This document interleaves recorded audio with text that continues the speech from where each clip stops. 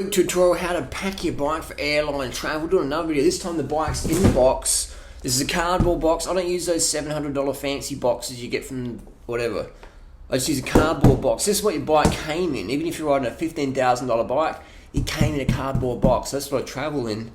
Get this mini bike shop bin, ask the bike shop, whatever. And that's good because you can recycle afterwards, and then when you get to your destination, you don't have to lug around a bike bag or a bike box. You just chuck it on the side of the footpath and the recycling guys come and pick it up. So with tools for the job, what I like to use is a little pair of plastic gloves you get from any supermarket, and I reuse these over and over and over. Sometimes I double them up. And these weigh maybe 5 grams, but they compact up into a little small ball. You can stash them somewhere. Saves your hands getting excessively greasy. You don't need them. This is only something I've recently used, but it can be handy. And what I use is a little multi-tool here. I use a torque wrench. This is a little bag I carry it in. This is a Ritchie torque wrench, not sponsored by Ritchie. But a torque wrench means, for those who don't know, you can't do the bolt up too tight. If you do using like lightweight carbon bits or titanium bolts, it's easy to snap the bolt from doing it too tight. So the torque wrench is generally rated at 5 Newton meters.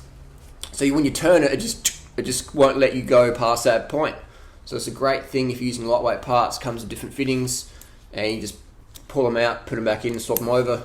So this is a good thing. It's about $20, $25, $30. Going to last you a long time, especially if you're using it for your thing. So I've got the bike in the box. Just rip it out. So you can see here, it's just packed. This is my Cannondale. Just come back from Thailand. And we're just going to rip it out.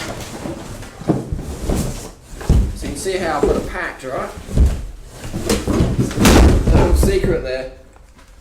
I've got the back wheel still in the bike. This is the lazy way to do it. The easy way to do it even.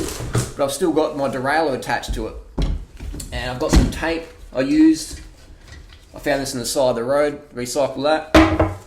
And all I'm using to keep the frame protected, you don't need to, but it's a bit of a benefit, it's just some of this foam stuff that your bike was also packed in, and you get this from any bike shop.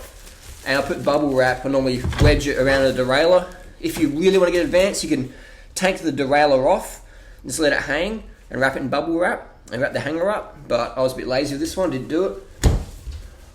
Of all the bike travel in the world I've done, since 2001 I've been traveling with my bike.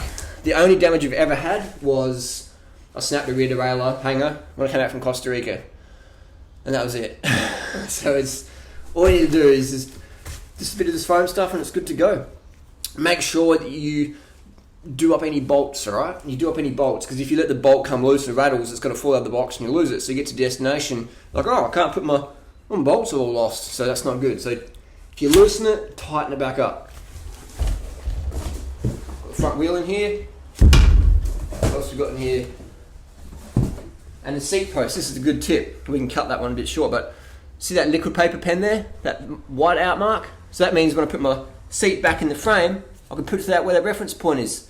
And you also see, you can see that the white out pen mark on the seat angle as well. And see that? Get it closer. There you go. It says white point there, and a white point there to mark the angle of it. And then on the other side as well, for the OCD people. Mark it. And that way, if anything slips or you put your bike back together, you've always got a reference point. So that's a big tip. And I'm going to put the bike together, and it's going to show you how simple and easy it is.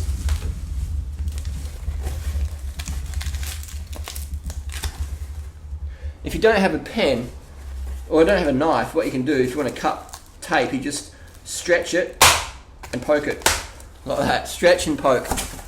Easy done. Just don't puncture your down tube. And I can reuse this again next time. And this cardboard box, I can fold this up and put it under the bed for next time I'm going shipping. So it's real easy. Cardboard box for the win. Let's build this bike up.